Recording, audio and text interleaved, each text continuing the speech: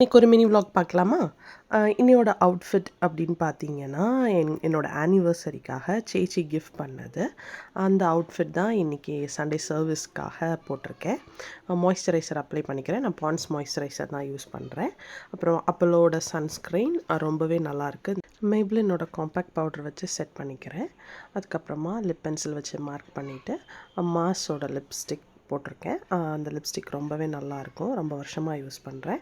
அப்புறமா ஒரு contrast colour earring, எனக்கு ஜும்கா ஸ்டைல் இயரிங் ரொம்ப பிடிக்கும். அதனால நான் இந்த இயரிங் இந்த அவுட்ஃபிட்காக சூஸ் பண்ணியிருக்கேன். இப்போ ரெடி ஆயாச்சு. இப்போ நம்ம தலை கட்டிட்டு கிளம்பிட வேண்டியதான். ஒரு சிம்பிளான ஹேர்டு தான் போட்டிருக்கேன்.